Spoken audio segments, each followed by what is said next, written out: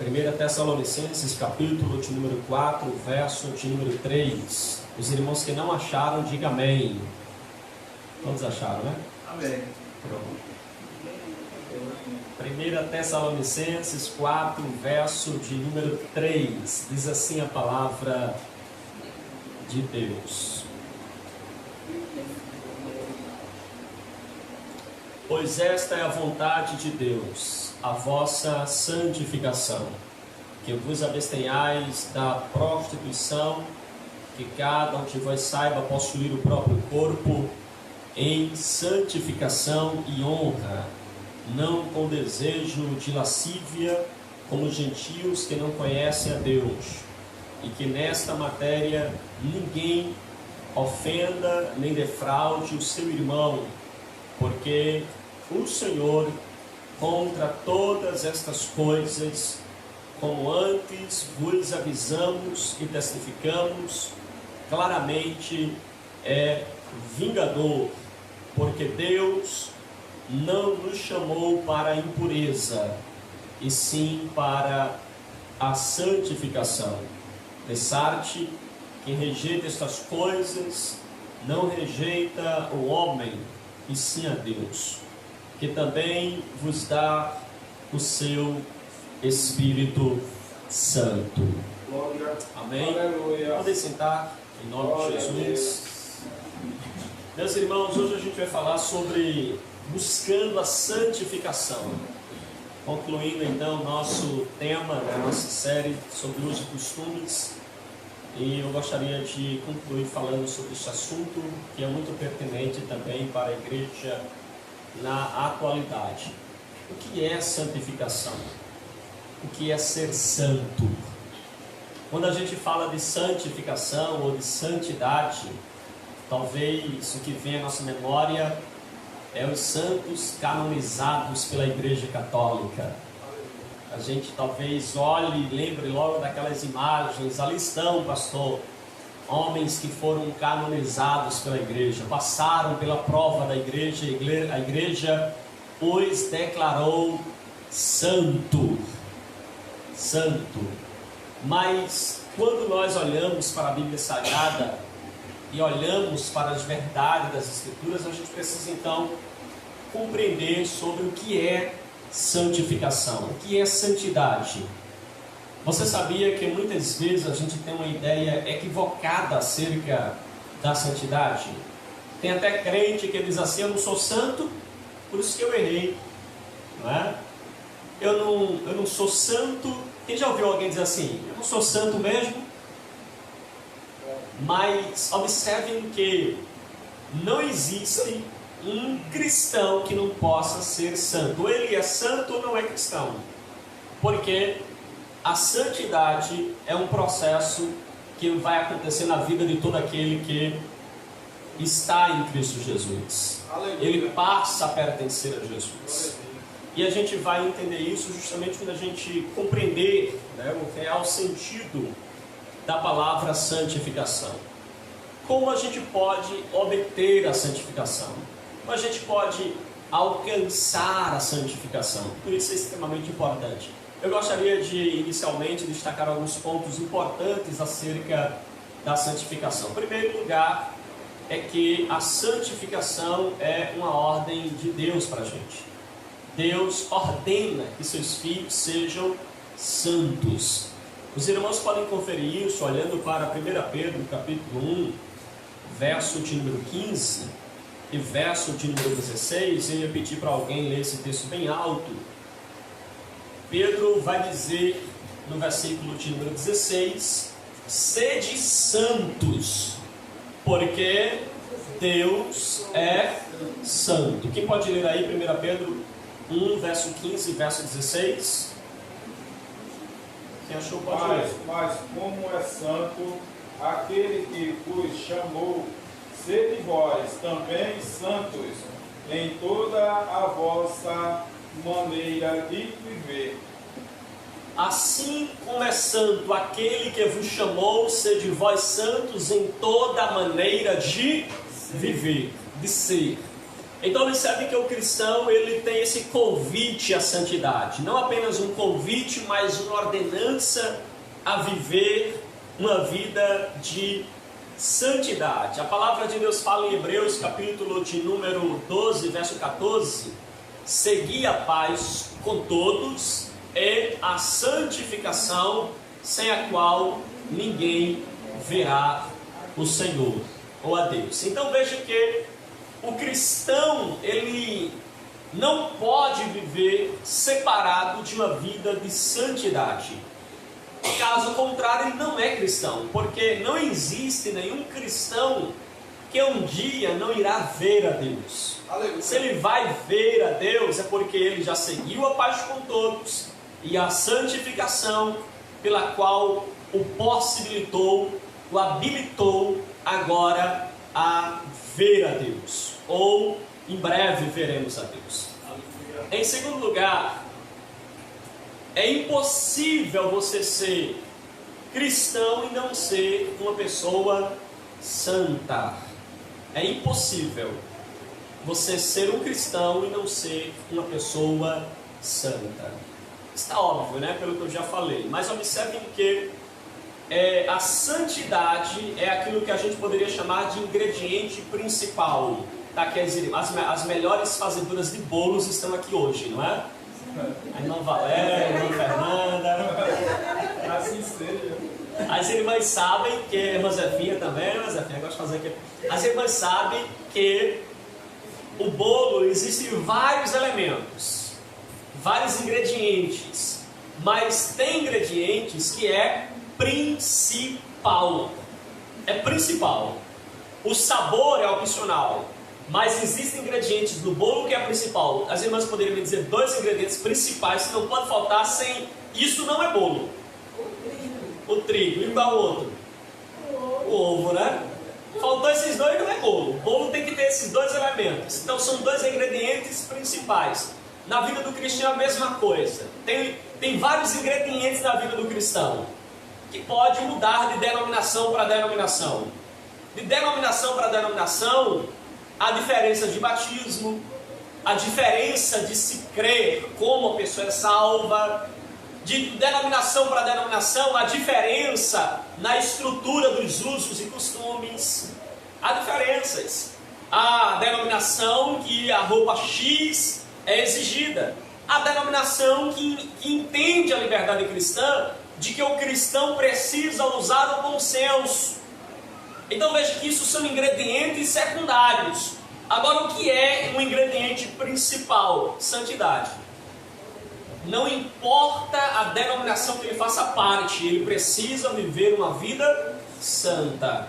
E o que é santidade? É o que a gente vai aprender aqui. Então veja que ser cristão é ter esse ingrediente principal, que é a santidade. Precisamos ter a santidade. Então veja que nós não podemos ser cristão e ao mesmo tempo viver entregue à vida de pecado, mergulhado na vida de pecado. Não podemos jamais. O pecado pode até acontecer, mas ele não faz mais parte da vida do cristão. Ele não pode mais ser dominado pelo pecado. Por isso que Cristo na cruz, ele vence, não é? Ele dá vitória para os cristãos de tal forma que não há mais domínio do pecado sobre nós. Nós somos libertos do poder do pecado.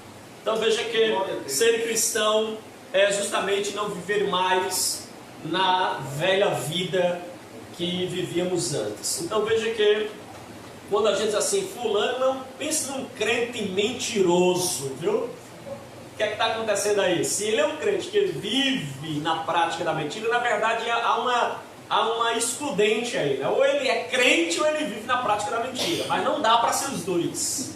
Não dá para ser os dois. Rapaz, que crente ladrão, rapaz, deu um golpe em mim, não foi? Mas não tem congruência, não tem relacionamento. Ou o camarada é santo, é crente, ou ele é um ladrão. Não dá para ser os dois. Não dá para ser os dois. Um exclui o outro. Então veja que o cristão, ele é esse crente que busca a santificação, que é impossível ser cristão e não buscar a santificação. Agora, o que é santidade? É importante a gente entender o que é santidade. Irmãos, santidade, ela pode ser definida como o efeito da justiça, da graça de Deus sobre a vida do cristão, que agora o habilita a buscar uma vida separada de exclusividade para Deus. A santidade, então, é justamente o efeito da justificação em nossa vida. Observem que na justificação nós somos declarados justos. Na santificação nós entramos em um processo de separação, onde estamos todos os dias, todas as horas, sendo separados para uso exclusivo de Deus. Sendo mais simples na explicação, a santificação é um processo que durará todo o processo, desde a conversão até a glorificação. Santificação é a parte na vida do crente que se inicia na conversão e só termina na glorificação, que é quando o crente atingirá a santificação de maneira completa, de maneira total. Então, de maneira perfeita. O que é que nós entendemos? Que o homem estava morto no seu estado de pecado, Cristo deu vida para ele, e quando Cristo dá vida o justifica, o declara justo, o declara sem culpa, e agora ele entra nesse processo de santificação que perdurará até a glorificação, que é o processo onde a santificação é um processo semelhante àquele milagre que Jesus opera. Eu não sei se os irmãos lembram que Jesus ele encontra um cego, e aí Jesus, ele, se não falha a memória, ele cospe no chão, passa no olho dele, né, e pede para ele abrir os olhos para ver. Ele diz assim: eu vejo árvores andando. Já viu essa passagem? Eu vejo árvores andando. Veja, uma pessoa que era cego e agora começa a ver árvores andando, tá legal? Não, tá alguma coisa que está deficiente ainda, né? Não tá, ver árvore andando não é comum, irmãos, não tá normal. Por isso que Jesus toca novamente e diz: olha agora. Ele: agora eu vejo. Então a santificação é esse processo. Nós não víamos nada, aí Cristo tocou a primeira vez, e agora a gente está nesse processo de ver árvores andando. A gente ainda não vê as coisas perfeitas como ela é, porque ainda não estamos glorificados. Quando nós formos glorificados, haverá o segundo toque de Jesus em nossa vida, e aí a gente vai ver como Ele é, em perfeita santidade. Mas enquanto nós estivermos nesse processo da glorificação, nós estaremos então na olaria de Deus. O crente, irmãos, na verdade, ele não sai da olaria do Senhor, vai estar sempre lá. O Senhor está sempre moldando. Glória a Deus. É por isso que às vezes é preciso ter paciência. Eu gostaria que você solicitasse a pessoa que está falando assim: tenha paciência. Com quem, pastor? Pergunta ele: com quem? Comigo. Tenha paciência comigo. Sabe por quê? Porque nós estamos ainda na olaria. Nós estamos nesse processo de santificação. Nós estamos nesse processo que vai até só... Olha, agora se o camarada não for transformado na glorificação, né? Você sabe que ele não tem como, né? Se ele não foi, porque não foi, né? Não vai alcançar. Mas veja que enquanto nós estivermos aqui, tenha paciência, porque nós estamos na olaria do Senhor. Amém, meus irmãos? Então, o que é santidade? Santidade é quando Deus, então, Ele coloca a justiça de Cristo em nós e nos separa para Ele. Isso é ser santo. Por isso que a palavra santidade, um dos seus significados, que eu vou trabalhar aqui ainda, mas um dos seus significados é exatamente separado. Por exemplo, por que existia vestes santas? Porque aquelas vestes foram separadas para o ofício do sacerdote no templo. E essa ideia de separar santidade. A santidade é exatamente essa separação. Por isso que o cristão ele tem que ser santo, porque ele foi separado para Deus. Ele é propriedade exclusiva de Deus. Isso é santidade. Certo? Então a santidade é essa separação. John Piper diz que a santificação é o trabalho da graça de Deus em nós para incluir nossos corações, para influenciar, nossos corações a pensar e sentir sua santa vontade. Então a santidade é Deus agindo em nosso coração, inclinando nosso coração a buscar, sentir e pensar na santa vontade de Deus. Há um desejo dentro de nós, a partir da conversão, de querer agradar ao Senhor, viver para Ele. E por isso que esse desejo, ele precisa ser um desejo constante, firme. Uma vez um irmão chegou para mim, preocupado, aperrado, disse: pastor, eu acho que eu não sou crente não, pastor. Eu vivo muito inclinado, às vezes eu fico assim, sabe, fugindo de um pecado ali, fugindo de um pecado aqui. Eu acho que eu não sou crente. E aí, é claro que a compreensão, irmãos, que nós temos, que compreendemos essa verdade, é que quando nós reconhecemos nosso estado, é o maior sinal de que nós amamos ao Senhor. É como você reconhece, você fica em conflito com você mesmo. É o Isaías que está dizendo assim, Isaías, ele vai dizer: ai de mim que vou perecendo. Por quê? Porque eu tenho os lábios impuros. Por que Isaías reconhece que tem lábios impuros? Aleluia. Ai de mim que vou perecer, porque tenho lábios impuros. E pior ainda, ou ainda dando continuidade à grandiosidade do meu estado, eu habito no meio de um povo de impuros lábios, e os meus olhos, falho pecador, viu o Senhor. Aí Deus então envia o anjo até ele e diz assim: teu pecado foi perdoado. Aleluia. Glória a Deus. Observe que quanto mais você ver a glória de Deus, você vê o Senhor, mais você reconhece quem você é. Essa ideia de que quanto mais íntimo de Deus você vê pecado no outro é uma ideia equivocada, viu? Essa ideia de que quanto mais santo eu for, mais eu vou ver pecado nos outros. Não, quanto mais santo você for, mais próximo da glória de Deus você estiver, mais você enxergará quem você é. Aleluia. Mais você enxergará as suas deficiências.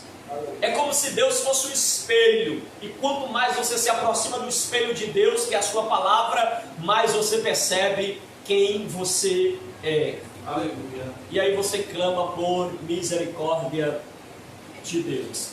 Agora, como se dá esse processo da santificação? Como se dá o processo da santificação na vida do cristão? Em primeiro lugar, irmãos, a santificação, ela é um convívio constante com Deus.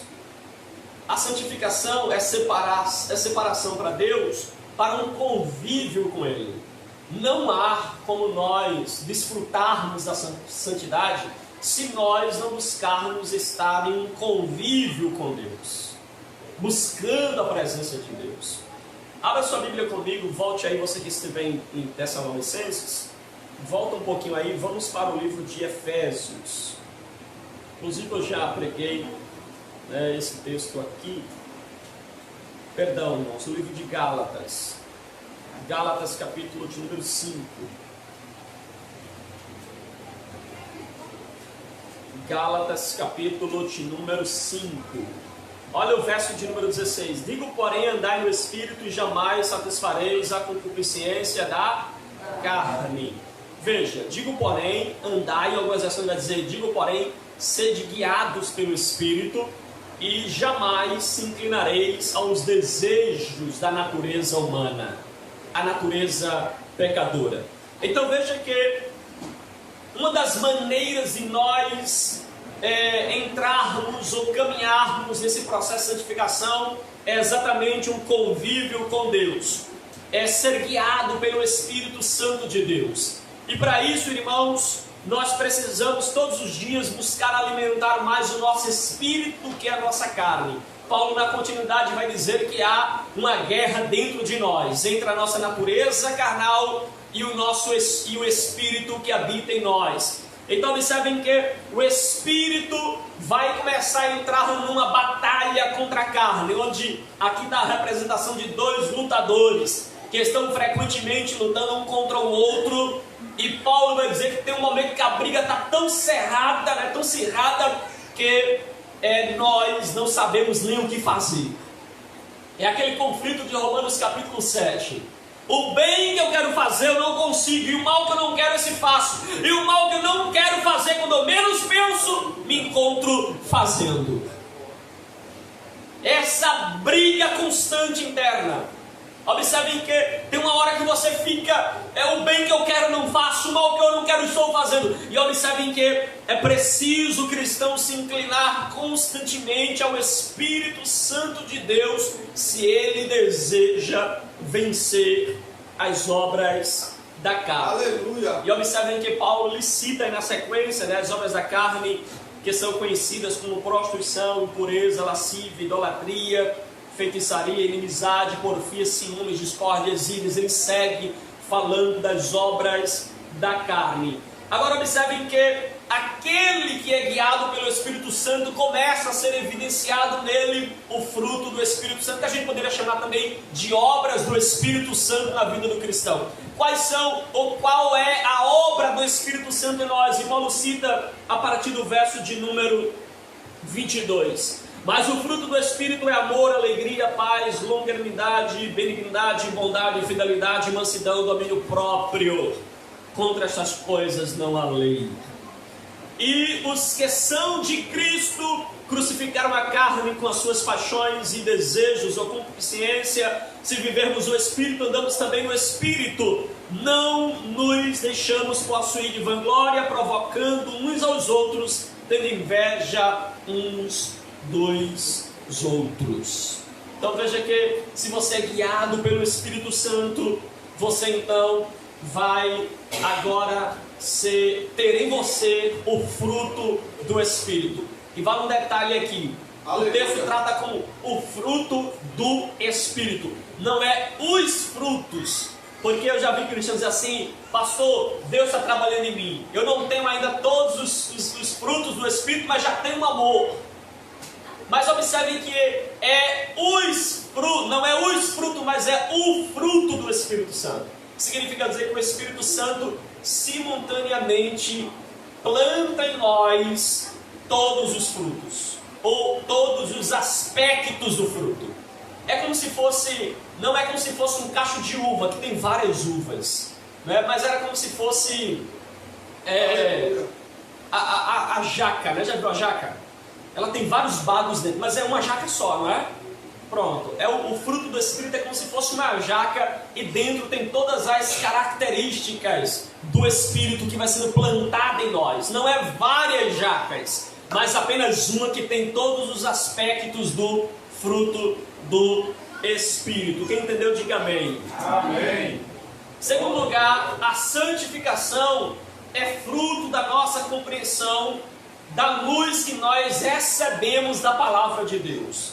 À medida que você lê a palavra de Deus, medita na palavra de Deus, essa luz começa a brilhar em você, e esta compreensão leva você a buscar ou viver uma vida de santidade. É o processo de santificação em nós. Para isso eu gostaria de convidar os irmãos a abrir a sua Bíblia no Evangelho segundo escreveu o apóstolo João, capítulo de número 17, verso de número 17. O que é que diz aí? João 17, 17. Que eles sejam teus por meio da verdade. A tua mensagem é a verdade. Repita aí, Eliabe. Que eles sejam teus por meio da verdade. O que significa ser de Deus? Verdade. O que significa ser de Deus? A santificação, irmãos. Não é separado? É de Deus? Entendeu? Por isso que outras versões dizem assim: santifica-os na verdade. Aí diz aí, repete aí, Eliabe, nisso. Que eles sejam teus. Que eles sejam teus. É a mesma ideia, por meio da verdade. Então veja, em outras versões, pode ver, vai estar assim: santifica-os na verdade, a tua palavra é a verdade. Então veja, À medida que você vai conhecendo a palavra de Deus, essa palavra, ela vai santificando você. Não existe santificação por outro meio, né, a não ser por meio ou por intermédio da palavra de Deus. É ela quem trabalha em nós. Porque às vezes a gente quer buscar a santificação por outros métodos, né? Eu já vi crianças dizendo assim, eu estou jejuando para ser mais santo. Mas não é através do jejum que a gente obtém a santificação.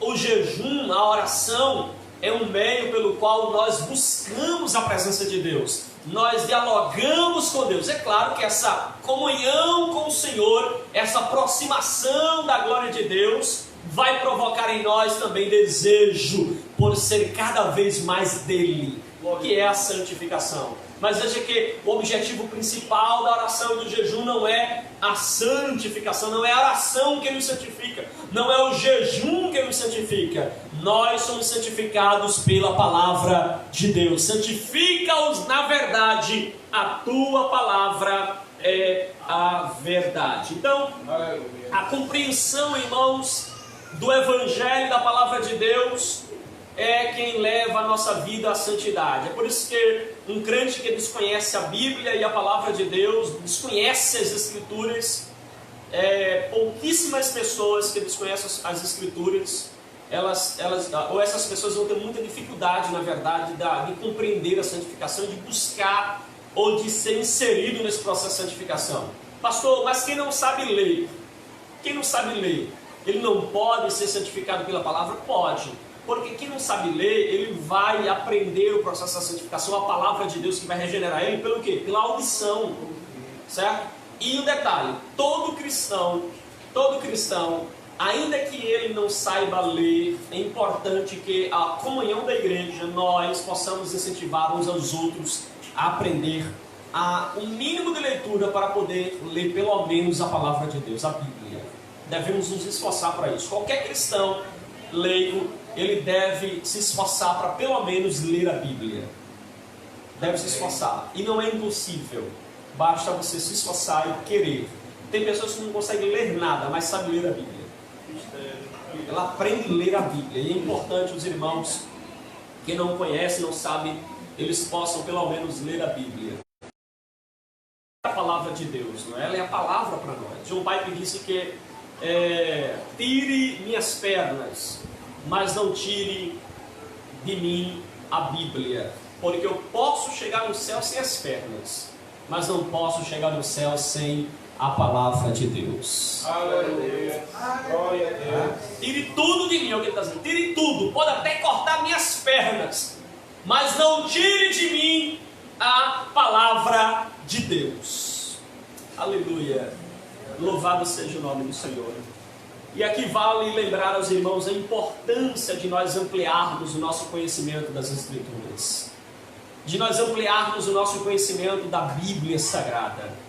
Não passe, irmão, semanas, meses sem pegar na sua Bíblia. Não faça isso. Leia a sua Bíblia, use a sua Bíblia, medite na sua Bíblia. É muito importante porque é o alimento de Deus que vai santificar você. Estudar a Bíblia, irmãos, meditar na Bíblia Sagrada é uma condição essencial para nós alcançarmos a santidade, para nós sermos santos, transformados pela verdade da palavra de Deus. Quanto mais nós estudamos as Escrituras, mais nós nos apropriamos dos princípios da palavra de Deus, somos confrontados então com a palavra do Senhor. Há uma frase de John Wesley que ele diz assim: ou a Bíblia nos separará do pecado, ou o pecado nos separará da Bíblia. É verdade. Se nós não lermos a Bíblia, pode ser um forte sinal de que o pecado nos separou dela. O pecado nos distanciou dela.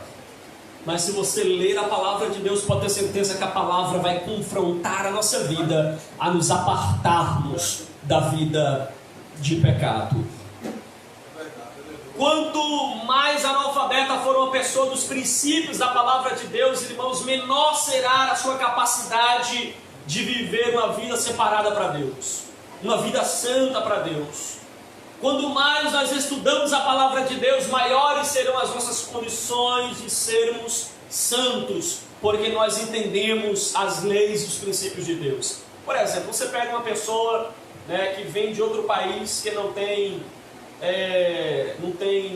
legislação de trânsito, por exemplo. Aí chega aqui, você dá um carro na mão dele, e ele não tem nenhuma legislação de trânsito. O que é que vai acontecer aqui? Ele vai furar sinal, vai atropelar alguém, com certeza, vai quebrar todas as regras aqui. Por quê? Pela falta de conhecimento da legislação. Se ele conhece, logo vai ativar um alerta nele, de faixa, de sinalizações, vai começar a ativar nele por causa do conhecimento. O cristão que não conhece faz as coisas, às vezes achando que está certo, mas está errado. E aí, às vezes, proíbe coisas que estão certas, achando que está errado. Por isso que há um livro que diz assim, o que a Bíblia permite, a igreja proíbe.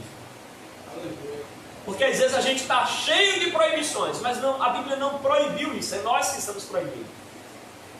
É nós que criamos uma imagem do que é ser cristão, do que é ser evangélico, e aí a gente começa a proibir isso, proibir aquilo, e a gente critica fulano, critica Beltrano, mas por falta de conhecimento da palavra de Deus. Quando você lê a palavra de Deus, reflete na palavra de Deus, então você abre a mente para entender o que é que Deus exige e o que é que Ele não exige. E aí você então tem essa possibilidade maior de observar a palavra de Deus. Veja que o Salmo 119, versículo 11, o que é que diz? Guardei a tua palavra no meu coração para não pecar contra ti. Veja que a palavra no coração, guardada, é um princípio importante para a gente não pecar contra Deus, para a gente não quebrar os seus mandamentos, porque a palavra de Deus ilumina nossa mente, nos levando então a viver numa dimensão mais próxima de Deus. Aqueles que se contentam em receber os ensinos da palavra de Deus apenas do altar, se o altar não pregar consistentemente a palavra de Deus, ele fica pobre. Já não é bom, ainda que pregue, ainda que aqui no altar a gente pregue a Bíblia consistentemente, ainda assim você estará com uma criança que depende sempre da mamadeira, depende sempre da mãe dar leite para ela. Você não consegue andar sozinho, não consegue sobreviver sozinho. Então veja que é importante que o cristão ele se alimente não apenas no culto, mas em casa também. É importante que ele tenha contato com as Escrituras, não apenas na igreja, mas em casa. É muito importante o cristão se voltar para as Escrituras. Quanto mais nós nos aprofundamos nos princípios da palavra de Deus, quanto mais nós absorvemos o Evangelho, maior será a nossa capacidade de viver uma vida separada para o Senhor. Amém? Aleluia. Quem está lendo a Bíblia aqui, diga amém. Leia a Bíblia, viu? Leia a Bíblia. Uma vez um jovem chegou para mim e disse: pastor, eu não sei pregar. Eu disse: fazer o seguinte, eu vou te dar uma oportunidade, vou te observar pregando e vou te ajudar. Vou ver o que está faltando em você. Aí ele se preparou todo, né, veio para o altar, culto jovem, e ele pregou 30 minutos, a igreja vazia, né, a corneta do lado de fora para ele pregar, pregou 30 minutos. Aí eu vi que eu percebi a deficiência dele. Aí no final chamei ele e disse: eu já sei por que você tem dificuldade em pregar. Você falou 30 minutos, mas nem abriu a Bíblia. Teu problema é Bíblia, jovem. Estuda. Vai orar. Lutero diz assim, labutare, né? É preciso labutar nas Escrituras. Trabalhar e orar, orar e trabalhar nas Escrituras. Aleluia. Você já percebeu que existe, por exemplo, madeira? É difícil a gente encontrar madeira? Madeira, pedaço de madeira, graveta, é difícil encontrar? Não. É difícil ou não? Não. Se alguém chegasse aqui e dissesse assim: eu dou para vocês R$1.000 para que me trouxer o menor que seja graveto de madeira, um pedaço de aço, de alumínio, quem conseguiria aqui? Você acha que conseguiria hoje ainda? Acabou da sábado aí. Dava para todo mundo, né? Agora o ouro. Se alguém dissesse assim: eu dou R$1.000 para que me trouxer um mínimo que seja de ouro, você acha que todo mundo aqui conseguia? Tirando as alianças, não. Hã? Conseguia? Não. Por que não consegue? Porque o ouro, irmãos, é mais difícil de achar. A palavra de Deus, se você quer entendê-la, ela não é madeira, viu? Ela é ouro. Você precisa trabalhar dia e noite para entendê-la, compreendê-la, absorvê-la e aplicar na sua vida diária. Aleluia, glória. Amém? Terceiro lugar, como se dá o processo da santificação? A santificação acontece como fruto da atuação do Espírito Santo dentro de nós, nos transformando de maneira sobrenatural. Irmãos, a obra da santificação não é uma obra minha, não é uma obra nossa. Uma vez um irmão chegou para eu vi essa história, eu não lembro quem me contou, mas o irmão, ele chegou, ele passou na rua, viu um bar, foi lá no dono do bar e disse assim: o senhor me permite fazer um culto aqui uma vez na semana? Ele disse assim: é um bar aqui, mas eu autorizo, o senhor pode vir uma vez na semana aqui. Mas o senhor sabe que nos outros dias, né? Estou vendo aqui a minha escola, a Pitu, tem aqui o símbolo das cervejas que eu vendo. Aí, não tem problema, você até foi o culto lá 3 semanas.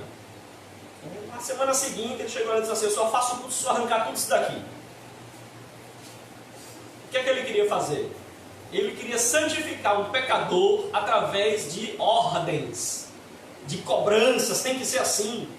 Às vezes até o pastor, irmãos, tem que ser paciente, porque a santificação não é algo que eu imponho à igreja, não é algo que eu exijo dos irmãos, vocês têm que ser santos, não é algo que eu exijo. A santificação é uma obra do Espírito Santo dentro de nós, nos transformando de maneira sobrenatural.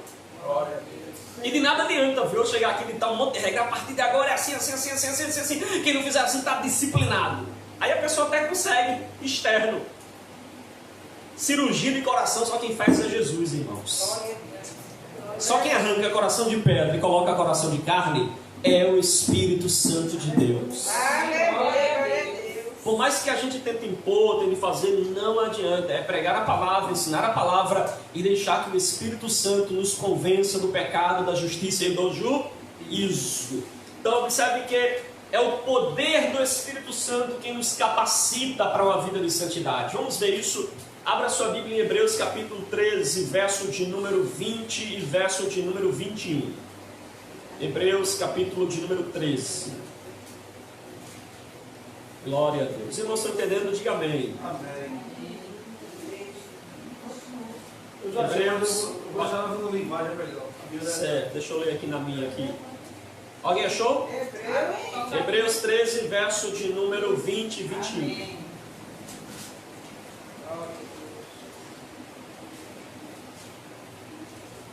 Pode ler, Maia, achou?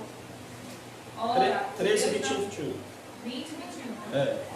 Ora, o Deus da paz, que pelo sangue da aliança eterna tornou a trazer dos mortos ao nosso Senhor Jesus Cristo, grande pastor das ovelhas, vós aperfeiçoe em toda a boa obra, para fazerdes a sua vontade, operando em vós o que perante Ele é agradável, por Cristo Jesus, ao qual seja a glória para todos sempre. Amém.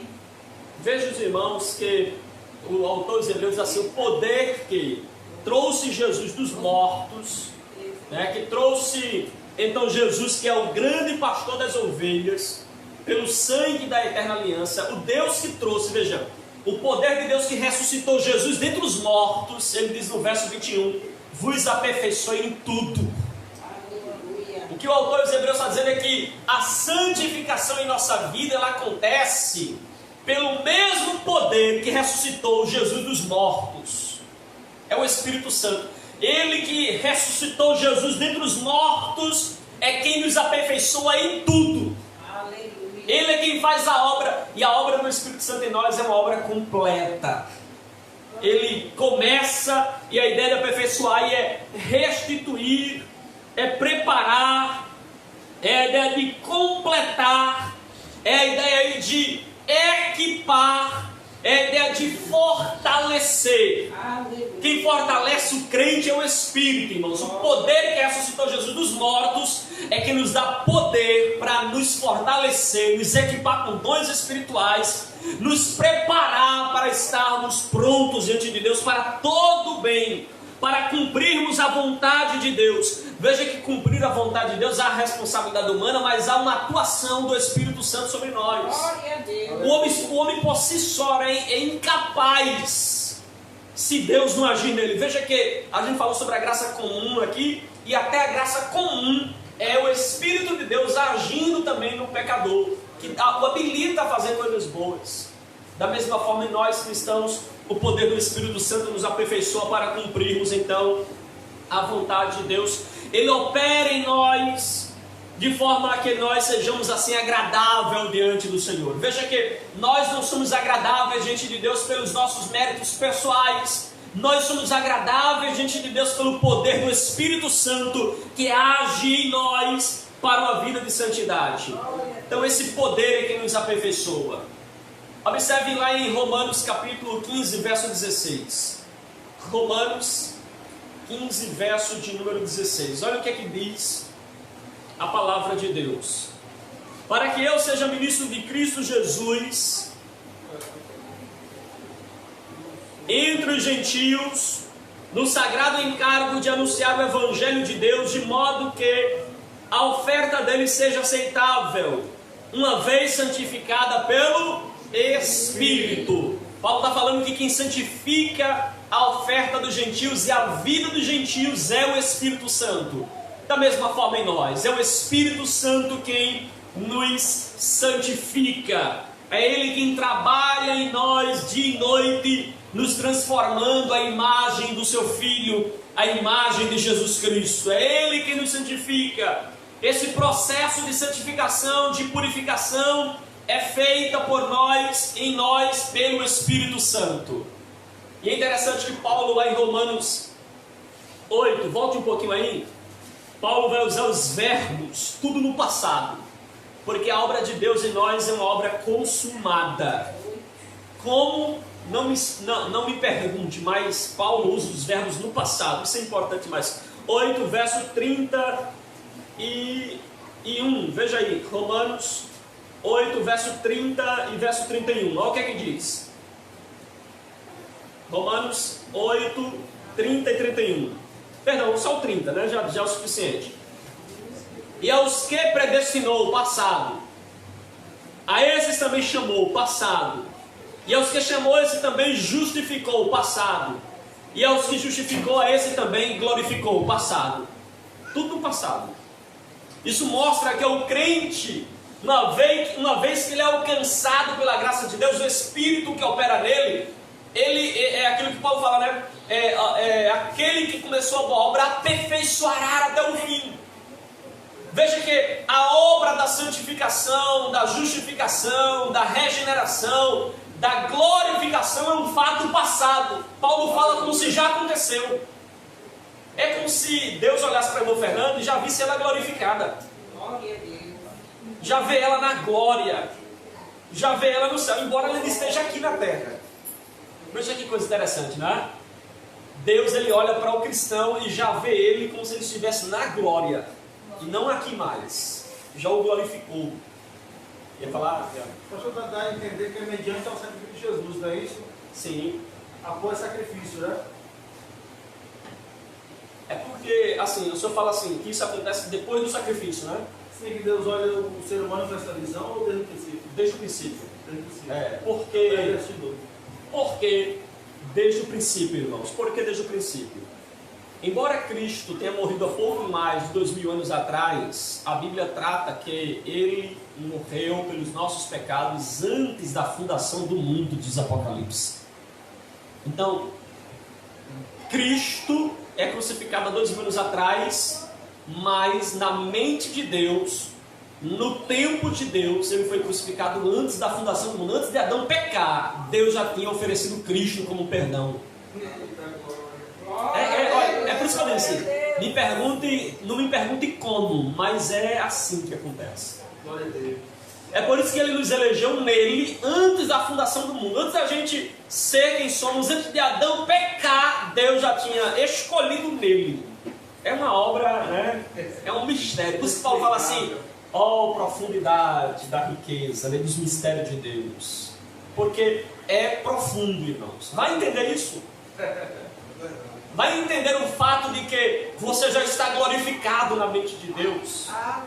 Você já está separado para Ele.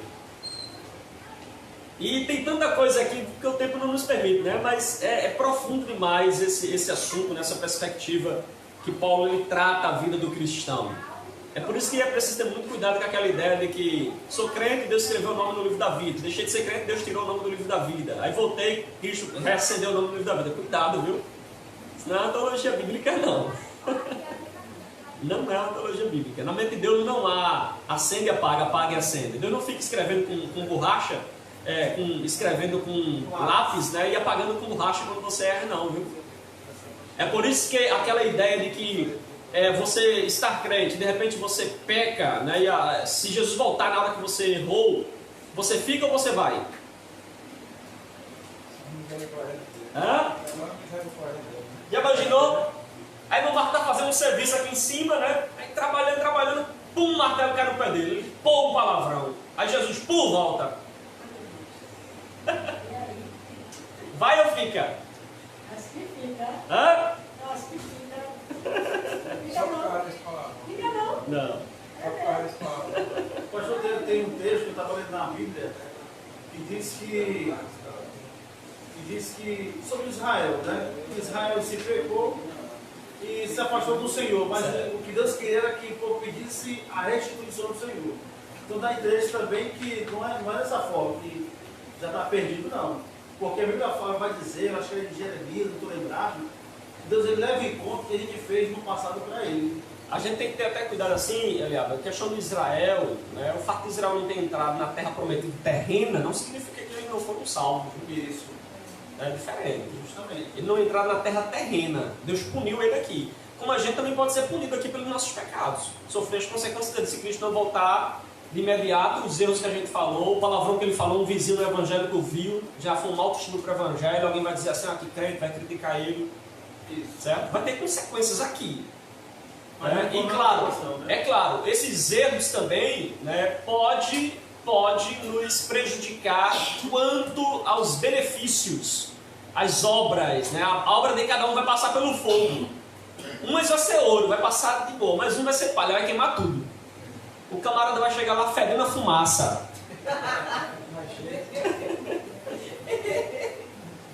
É só uma expressão descontraída, né, irmãos? Mas né, vai chegar lá sem obra nenhuma, mão vazia, mas chega.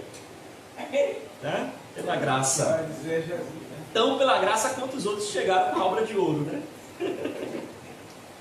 Mas não é o nosso assunto aqui específico. Meus irmãos, em quarto lugar, como se processa a santificação? A santificação acontece como resultado de um processo de entrega em redenção contínua diante de Deus. Irmãos, a santificação é uma entrega diária. Você tem que estar todo dia, eu sou o Senhor, eu pertenço ao Senhor, eu me entrego, eu me rendo, eu passo o controle.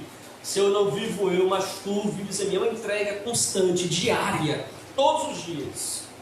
Todos os dias a gente precisa entregar a nossa vida constantemente ao Senhor. A vida cristã é uma entrega constante.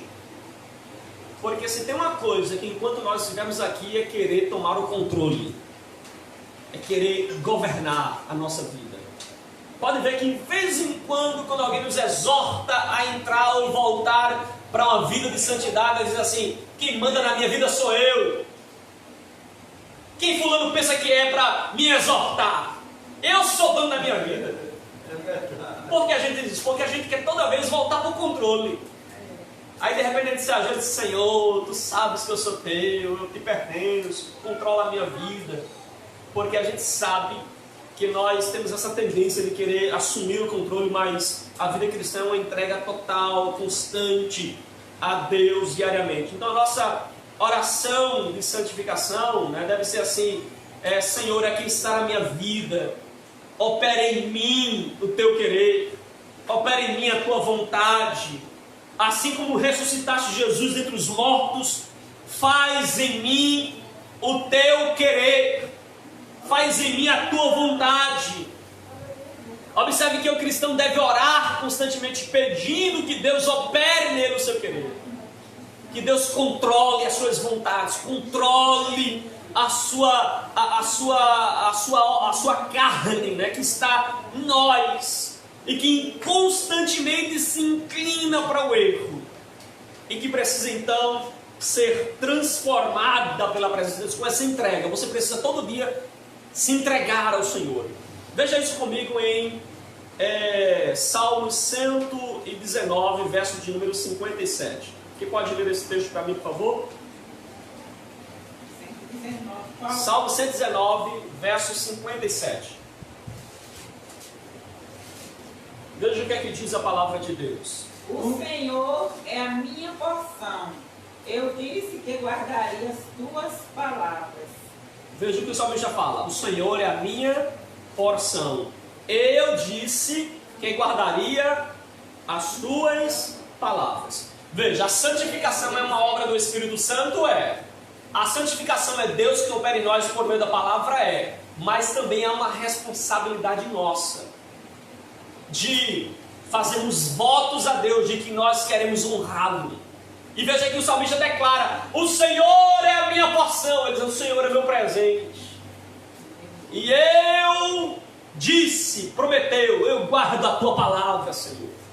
Eu quero viver as tuas verdades. Eu quero viver a tua revelação para mim. Essa é então as palavras de alguém que está se entregando constantemente nas mãos do Senhor. O salmista nos deixa então essa lição: o Senhor é a minha porção e eu guardo as tuas palavras. Aleluia. Observe que é necessário o cristão fazer isso então, entregar a sua vida constantemente ao Senhor. Quando nós fazemos, irmãos, o Senhor da nossa porção, o resto será apenas consequência em nossa vida. Se o Senhor é o seu maior bem, é o seu presente, é a sua porção, você andará com Deus e virá para Deus e se agradará em fazer a vontade de Deus. Aleluia. Porque Ele é a sua porção. Paulo diz, né, o soldado que está na batalha, o seu desejo é agradar aquele que o alistou. Quando nós temos Deus como a nossa porção maior, irmãos, nosso desejo é voltado sempre a honrá-lo, a agradá-lo, a viver para Ele, a cumprir sua palavra, a obedecê-lo, a amá-lo. Observe também no Salmo 119, versículo 37 e 35. Veja o que é que diz aí, 135. Quem achar pode ler, 135. Faze resplandecer o rosto sobre o teu servo. Sim. E ensina-me os teus decretos. Faze resplandecer o quê? O rosto sobre o teu servo. E ensina-me os teus decretos. Irmãos, ter o rosto do Senhor voltado para a gente, resplandecendo sobre a nossa vida, é ter sobre nós a bênção de Deus. E o salmista está clamando: Senhor, me dá a tua bênção, me concede a tua face voltada para mim, e ensina-me os teus decretos, ensina-me as tuas palavras. Veja que o cristão precisa dessa entrega constante ao Senhor, solicitando a sua bênção e prometendo diante de Deus em guardar a sua poderosa palavra. Irmãos, um dos grandes problemas que nós enfrentamos hoje na atualidade para a nossa santificação, sabe o que é? O uso do tempo. O uso do nosso tempo é um grande empecilho para a nossa santificação. Talvez uma das maiores dificuldades que nós enfrentamos é a dificuldade de observar o que nós fazemos com o nosso tempo. No comum a gente diz assim: pastor, não tenho tempo de ler a Bíblia. Pastor, não tenho tempo de participar do grupo de estudo. Pastor, não tenho tempo de me envolver mais com o ministério da palavra, do louvor, do órgão da igreja. Não temos, mas se você enxugar direitinho o seu tempo, vamos aqui partir de uma perspectiva de alguém que está extremamente, que trabalha, que está ocupado, que está mais ocupado. Vamos partir do princípio de alguém que trabalha 8 horas. E aqui eu quero frisar para os irmãos que todo mundo tem 24 horas, correto? É assim? Todo mundo tem 24 horas. Você crê assim também, né? É um fato incontestável, não é?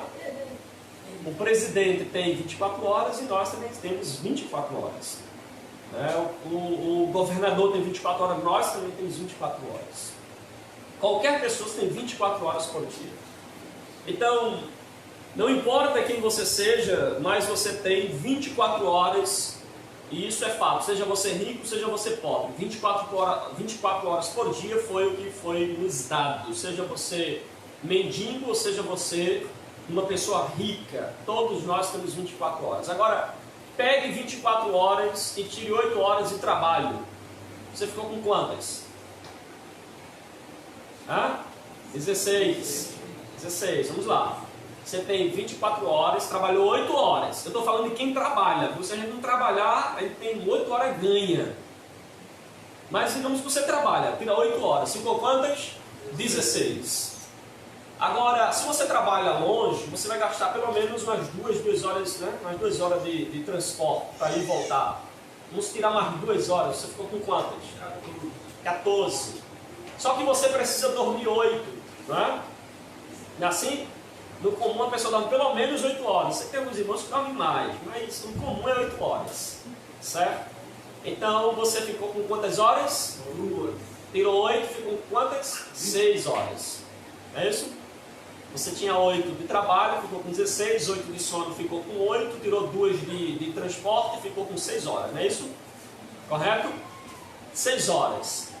Aí com 6 horas você tira mais 2 para a refeição, para a higiene pessoal. Você ficou com quantas? Com 4 horas. Isso eu estou partindo do princípio de alguém que trabalha, que, né? Veja, ficou com 4 horas. O que a gente faz com essas 4 horas? Deixa eu te dar mais 1 hora aí, que você foi para outra coisa. Né? Ligou para o vizinho, ligou para o amigo, né? Não tira mais 1 hora, você ficou com 3 horas.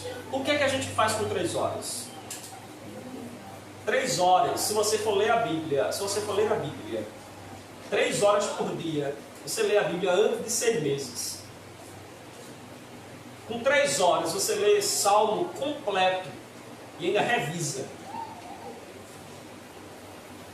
Salmos completo. O livro de Atos você lê mais ou menos em 4 horas. Com 2 dias você lê Atos. Mas sabe qual é o nosso problema? É que a gente pega essas 3 horas e gasta com coisas fúteis. A gente gasta com várias outras coisas. É por isso que eu sou muito policiado. Meu telefone tem horário de usar e horário de não usar. Eu uso de manhã logo cedo, depois que eu faço meu devocional, dou uma olhadinha, olho de meio-dia e olho no final da tarde. Mas não fico no telefone porque não dá. Então você não ora mais, não lê mais a Bíblia, não trabalha, não faz mais nada. Porque se tem uma coisa que você pegar o celular, se você não tiver cuidado, tem que você passa horas. Passa horas. E no celular tem até algum celular mais moderno, tem uma funçãozinha lá que você consegue ver o tempo que você gastou online, né? Sei lá, dá para contabilizar o tempo que você usou, programa X, programa Y, aplicativo X, aplicativo Y. Dê uma olhadinha para você ver. Quando você sair do culto aqui, você dê uma olhadinha para você ver quantas horas você gastou somente no celular. Aí você vê se lá o aplicativo da Bíblia que você tem baixado, você usou ele alguma vez. O nosso problema na santificação está exatamente no uso do nosso tempo, irmãos. A gente muito pouco usa, dedicando a leitura da palavra de Deus, que é o meio pelo qual Deus nos santifica, na oração, que é o meio pelo qual a gente tem contato com o Espírito Santo. O Espírito Santo vai então gemendo por nós com gemidos inexprimíveis, vai traduzindo as nossas palavras diante de Deus, vai nos estreitando o nosso relacionamento com o Senhor. Nós precisamos investir tempo, minutos, horas, orando, buscando a presença de Deus, lendo a palavra de Deus. Não tem como você crescer espiritualmente se você não gasta tempo com Deus. O que faz a gente ser amigos aqui, estar um pouquinho próximo aqui, é porque a gente se encontra pelo menos uma vez na semana aqui. Isso faz a gente estar em contato, em diálogo, intercomunhão, lembrar do nome do irmão, lembrar do aniversário do irmão, dar uma saudação, comentar sobre algum fato da semana, né, participar de um culto, se alegrar junto, esse contato. E nós precisamos desse contato também com Deus. Nós precisamos desse contato com Deus. O problema é que às vezes a gente negligencia sob o pretexto de que a gente não tem tempo.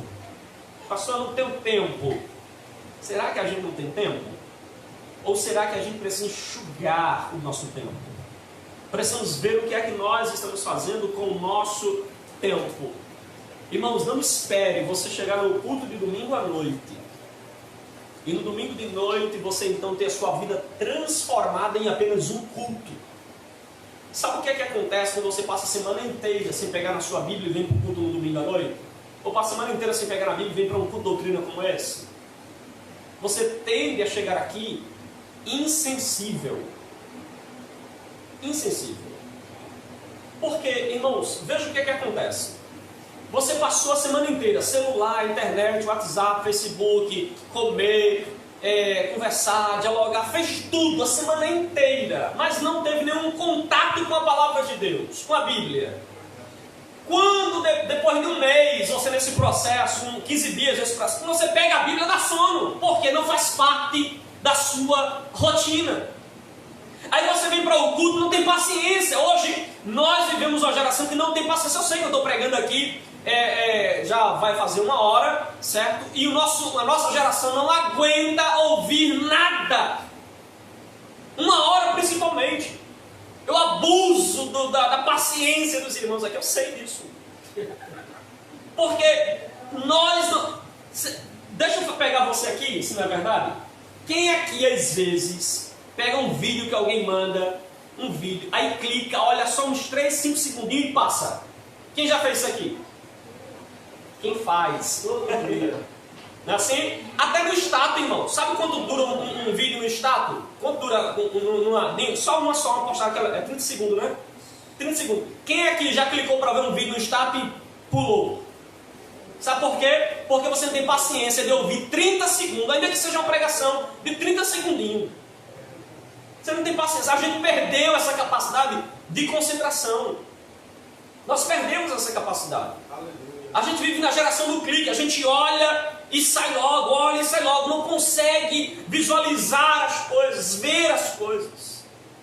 Nós perdemos a capacidade de absorver as coisas, de estudar as coisas. Então, gastar tempo lendo a Bíblia, 1 hora lendo a Bíblia, a gente não tem mais paciência para isso. Por quê? E não é algo que os irmãos não queiram simplesmente, porque quando você começa 1 semana, 2 semanas sem contato, você perde a sensibilidade. Você perde esse contato. Então, algumas pessoas que passam semanas, meses, sem dispor sequer 5 minutos para se concentrar em coisas espirituais, ele perde a sensibilidade. E aí você já não tem mais prazer, vontade. Você vai ler a Bíblia, dá sono. Você vai ouvir uma pregação, você perde a paciência, passa a mensagem. Você vai ouvir um vídeo, 10 minutos, meu Deus, não dá. Né? E tem aqueles irmãos que vai mandar um áudio de 5 minutos no zap, né? Seja sincero, quando você vê alguém que manda um áudio para você de 5 minutos, não dá um desespero? Não, dá, não dá. Eu particularmente, quando é de 1 minuto para lá, eu já fico desesperado. De 1 minuto para lá eu fico desesperado, porque isso aqui eu tenho que ouvir quando eu tiver muito tempo. Eu geralmente separo isso, eu tenho que ter muito tempo para ouvir isso aqui, porque eu tenho que me concentrar. 1 minuto, 10 minutos, né? Tem gente que já recebeu até de 15 minutos. Já imaginou um áudio de 15 minutos, irmãos? Não, quando o irmão mandou um áudio para mim, 15 minutos, eu escutei. Quando ele mandou outro de 12, eu disse, não, irmão, vou ouvir mais, não, vou ligar para ele. Aí liguei para ele, fala o que tu quer falar em 12 minutos de áudio, pelo amor de Deus! A ideia de WhatsApp é mensagem rápida, né? Não é mensagem. Então... Mas, irmãos, que nós possamos ter tempo para ler as Escrituras. Amém? Fique de pé em nome de Jesus. Glória a Deus.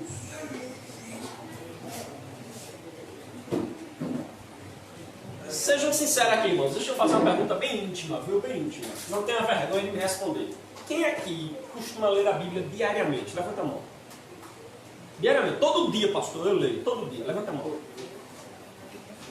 Eu vou pelo menos todo dia. Você tem um horário fixo. Todo dia, pastor, de tal hora eu paro tudo e vou ler a minha Bíblia. Quem tem esse horário aqui? Pronto. Deixa eu fazer outra pergunta. Quem aqui, pelo menos uma vez na semana, para ler pelo menos um capítulo da Bíblia e ler um livro sequencial? Por exemplo, vou ler Mateus esse mês, aí uma vez na semana lê pelo menos um capítulo e vai lendo até terminar. Eu já fiz isso. Bom, tem pelo menos 2 pessoas aqui, né? Eu já fiz. Irmãos, isso mostra, tem outra língua, isso mostra que nós precisamos ler a nossa Bíblia. Quer que eu dê uma palavra agora quentinha do céu? Quer que eu dê uma palavra quentinha do céu? Quem é que passa um dia inteiro sem comer? Quem passa? Levanta a mão. Um dia inteiro sem comer. Não é assim, eu tenho capacidade de passar. Você passa. Você, não vou comer hoje não, só comer amanhã. Um dia eu falo 24 horas, viu? Eu não falo de 6 da manhã, 6 da noite não, viu? Quem passa? Levanta a mão. 24 horas sem comer. Levanta a mão, irmãos. Todo mundo passa aqui? Glória a Deus, né? Quem passou essa semana sem comer?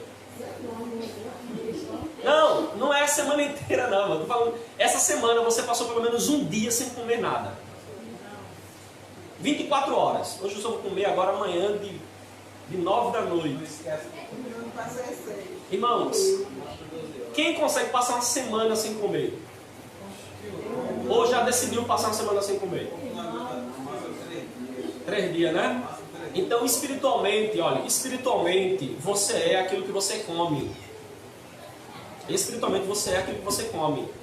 Se você não come, passa 3 semanas sem comer, você já sabe a resposta a quem você é. Pastor, sabe como é que você está vivendo? De lanchinho. O culto é um lanchinho. Por mais que eu pregue aqui, nunca é como você ler a Bíblia em casa. Nunca é. Então você cuidado para não viver de lanchinho, viu? De uma refeição ali, uma refeição aqui. É preciso a gente ler a Bíblia.